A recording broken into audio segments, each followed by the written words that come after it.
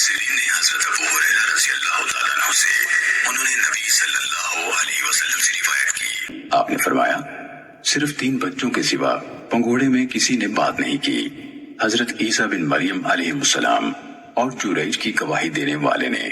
جریج ایک عبادت گزار آدمی تھا، انہوں نے نکیلی چھت والی ایک عبادت گاہ بنا لی۔ وہ اس کے اندر تھے کہ ان کی والدہ آئی، وہ نماز پڑھ رہے تھے تو اس نے پکار کر کہا جریج۔ انہوں نے کہا میرے رب، ایک طرف میری ماں ہے اور دوسری طرف میری نماز ہے۔ پھر وہ اپنی نماز کی طرف متوجہ ہو گئے اور وہ چلی گئی۔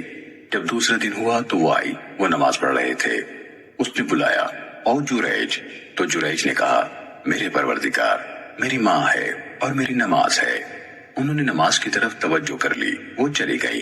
پھر جب اگلا دن ہوا تو وہ آئی اور آواز دی جریج۔ انہوں نے کہا میرے پروردگار، میری ماں ہے اور میری نماز ہے۔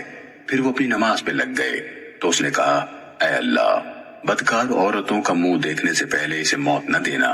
بنی اسرائیل آپس میں جریج اور ان کی عبادت گزاری کا چرچا کرنے لگے۔ وہاں ایک بدکار عورت تھی جس کے حسن کی مثال دی جاتی تھی۔ وہ کہنے لگے اگر تم چاہو تو میں تمہاری خاطر اسے فتنے میں ڈال سکتی ہوں۔ کہا تو اس عورت نے اپنے آپ کو اس کے سامنے پیش کیا، لیکن وہ اس کی طرف متوجہ نہ ہوئے۔ وہ ایک چرواہے کے پاس گئی جو دھوپ اور بارش میں ان کی عبادت گاہ کی پناہ لیا کرتا تھا۔ اس عورت نے چرواہے کو اپنا آپ پیش کیا تو اس نے عورت کے ساتھ بدکاری کی اور اسے حمل ہو گیا۔ جب اس نے بچے کو جنم دیا تو کہا یہ جریج سے ہے۔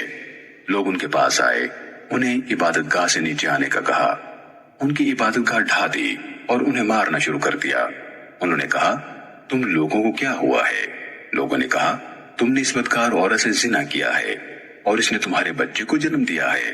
انہوں نے کہا بچہ کہاں ہے؟ وہ اسے لے آئے۔ انہوں نے کہا کہ مجھے نماز پڑھ لینے دو۔ انہوں نے نماز پڑھی۔ جب نماز سے فارغ ہوئے تو بچے کے پاس آئے، اس کے پیٹ میں انگلی چبھوئی اور کہا بچے تمہارا باپ کون ہے؟ اس نے جواب دیا فلاں چرواہا۔ آپ نے فرمایا پھر وہ لوگ جریج کی طرف لپ کے انہیں چومتے تھے اور برکت حاصل کرنے کے لیے ان کو ہاتھ لگاتے تھے، اور انہوں نے کہا ہم آپ کی عبادت گاہ سونے چاندی کی بنا دیتے ہیں۔ انہوں نے کہا نہیں، اسے مٹی سے دوبارہ اسی طرح بنا دو جیسے وہ تھی۔ تو انہوں نے ویسے ہی کیا۔ اور ایک بچہ اپنی ماں کا دودھ پی رہا تھا۔ وہاں سے ایک آدمی عمدہ سواری پر سوار خوبصورت لباس پہنے ہوئے گزرا تو اس بچے کی ماں نے کہا اے اللہ، میرے بیٹے کو ایسا بنا دے۔ بچے نے پستان یعنی دودھ چھوڑا، اس آدمی کی طرف رخ کیا، اسے دیکھا اور کہا اے اللہ، مجھے اس جیسا نہ بنانا۔ پھر اپنے پستان یعنی دودھ کا رخ کیا اور دودھ پینے میں لگ گیا۔ ابو ہریرہ رضی اللہ تعالیٰ عنہ نے کہا جیسے میں اب بھی رسول اللہ صلی اللہ علیہ وسلم کو دیکھ رہا ہوں کہ آپ صلی اللہ علیہ وسلم اپنی شہادت کی انگلی اپنے منہ میں ڈال کر اس کو چوستے ہوئے اس بچے کا دودھ پینا بیان کر رہے ہیں۔ آپ نے فرمایا پھر لوگ ایک لونڈی کو لے کر گزرے، وہ اسے مار رہے تھے اور کہہ رہے تھے تو نے زنا کیا، تو نے چوری کی، اور وہ کہہ رہی تھی مجھے اللہ کافی ہے، وہ بہترین کارساز ہے۔ اس بچے کی ماں کہنے لگی اے اللہ، میرے بیٹے کو اس کی طرح نہ بنانا۔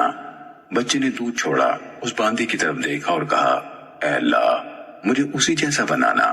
یہاں آ کر ان دونوں یعنی ماں بیٹے نے ایک دوسرے سے سوال جواب کیا۔ وہ کہنے لگے میرا سر مڑے۔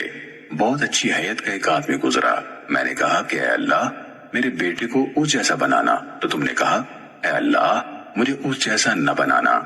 پھر لوگ اس کنیز کو لے کر گزرے، اسے مار رہے تھے اور کہہ رہے تھے تو نے زنا کیا ہے، تو نے چوری کی ہے۔